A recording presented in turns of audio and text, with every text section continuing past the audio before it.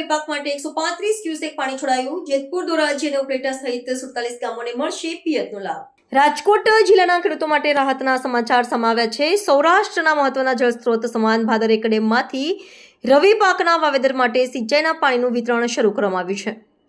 ચાલુ વર્ષે સારા વરસાદને પગલે ડેમ તેની સંપૂર્ણ સપાટીએ ભરાઈને છલકાયો હોવાથી જળસંપત્તિ વિભાગ દ્વારા ખેડૂતોના હિતમાં કેનાલ મારફતે 135 ક્યુસેક પાણી છોડવાનો નિર્ણય લેવાયો છે। આ નિર્ણયના કારણે શિયાળુ પાકની ખેતી કરતા ધરતીપુત્રોમાં આનંદની લાગણી છવાઈ છે।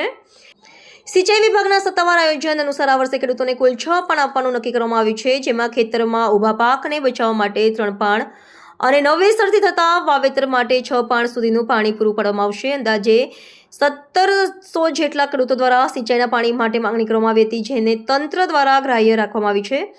આ પાણી છોડવાને કારણે જેતપુર, ધોરાજી, ઉપલેટા અને જૂનાગઢ પંથકના કુલ 57 ગામોની 2800 હેક્ટર જમીનને સીધો પિયતનો લાભ મળશે। ભાદર એક ડેમમાં પાણીનો વિપુલ જથ્થો ઉપલબ્ધ હોવાથી આ વર્ષે રવિ ઋતુમાં ખેડૂતોને પાણીની તંગી વેઠવી પડશે નહીં। સમયસર સિંચાઈનું પાણી મળવાથી ઘઉં, જીરું, ધાણા અને ચણા જેવા શિયાળુ પાકોના ઉત્પાદનમાં વધારો થવાની શક્યતા છે।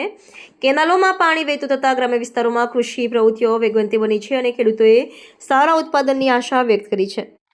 ગત વર્ષે સારા વરસાદને લીધે ભાદર એક સિંચાઈ યોજના પૂર્ણ સપાટીએ ભરાયેલ હતી અને ઓવરફ્લો થઈ ગયેલ હતી, જેના અનુસંધાને આપણે ગત તારીખ 20/11/2025ના રોજ ભાદર એક સિંચાઈ યોજનાની સિંચાઈ સલાહકાર સમિતિની બેઠકનું આયોજન કરવામાં આવેલ હતું।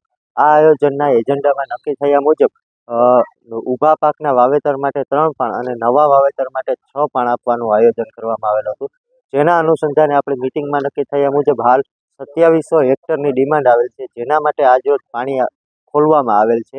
આ પાણીનો લાભ જેતપુર, ધોરાજી, ઉપલેટા અને જૂનાગઢ જિલ્લાના કુલ 47 ગામોને આ લાભ મળવાનો